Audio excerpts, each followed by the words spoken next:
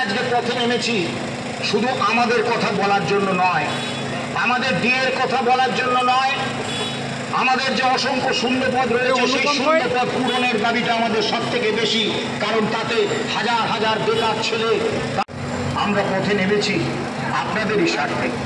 আপনাদের প্রত্যেকের কাছে আবেদন করব, আপনারা যে যা রাজনৈতিক দলের সমর্থক হতে পারেন, আমাদের কিছু বলার নেই, কিন্তু সরকার যখন সাধারণ মানুষের উপর নিপীড়ন নামিয়ে আসছে তখন আপনাদের ঐক্যবদ্ধ হতে হবে, প্রতিবাদ করতে হবে, প্রতিরোধ করতে হবে।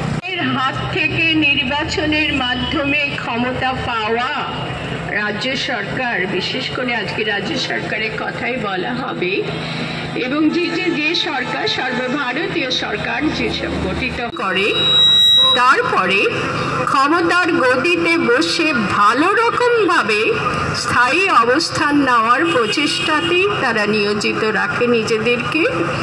এবং তখন জনগণ, গণতান্ত্রিক দেশে যাদের হাতে ক্ষমতা বলে আমি জানি, জনগণেরই হাতে ক্ষমতা, ক্ষমতা জনগণের দ্বারা নির্ধারিত জনপ্রতিনিধিদের হাতে নয়।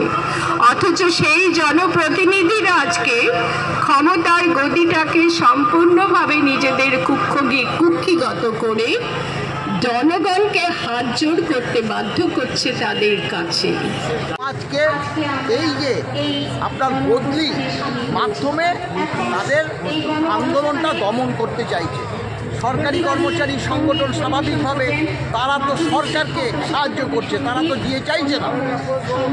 এবং বর্তমানে যারা আছে তারা দেখবেন, লক্ষ্য করলে তারা অধিকাংশই যে আপনার মন্ত্রীদের অ্যাটেন্ডেন্ট হিসাবে চাকরি পাওয়া, মন্ত্রীদের অ্যাটেন্ডেন্ট হিসাবে চাকরি পেলে স্বাভাবিকভাবে সেই চাকরি তো পরীক্ষা দিয়ে আসতে হয়নি, সেই চাকরি তো তারা পেয়েছে রাজনৈতিক কারণে। তারা শাসক দলকে সেবা দেবে না সাধারণ কর্মচারী সমাজের দিয়ের জন্য লড়াই করবে?